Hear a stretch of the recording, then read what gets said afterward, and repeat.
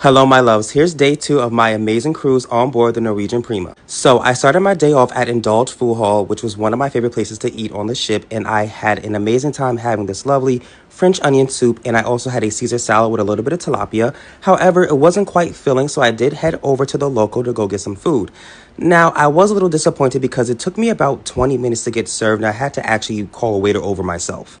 And the server did bring me the wrong drink, but a few minutes later, he did correct himself, and I was happy to see that. After lunch, I headed over to the Metropolitan Bar to meet up with some friends before we headed over to the bar crawl. Now, this wasn't exactly a bar crawl. It was more like a bar social. We went to only 3 bars, but it was a lot of fun, and I met a lot of people. It was actually a very, very good time. After the bar crawl, we made our way over to Hudson's for dinner, and I had to say, I absolutely loved the light fixtures that they had in this restaurant. It was so beautiful, and the view of the sunset made dinner really, really nice. However, I will say, I didn't really care for my entree. It kind of just seemed like a regular piece of chicken breast that was slathered in barbecue sauce.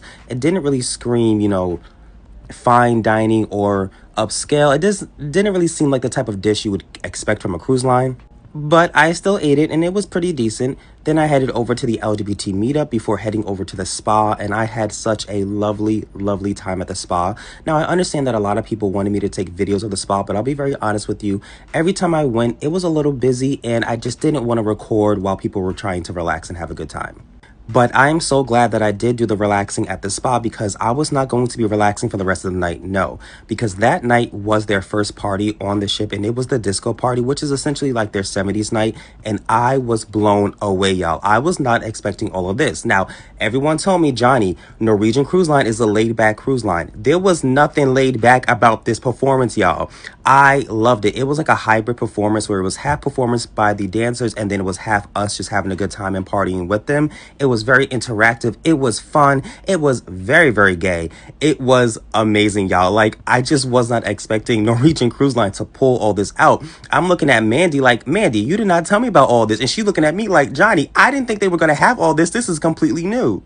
And this was just the starting point of 3 amazing parties that they threw on the ship, y'all. I'm talking about, I was dripped in sweat after this party. We had such a great time. It seemed like the dancers were having fun. I mean, y'all, I got videos of me dancing. I was boogieing the night away. Now, out of all the cruise lines I've been on, Norwegian definitely did it the best when it comes to bringing people who don't know each other together to have a good time. I'm talking about having strangers dancing with strangers, having senior citizens dancing with people in their 20s. Everyone was having a good time. And honestly, y'all, it kind of did feel like a real nightclub, especially when they brought out those boots. It was given NYC nightclub. And mind y'all, this was only the first party that they had. And I said, okay, Norwegian, I'm ready for you, girl.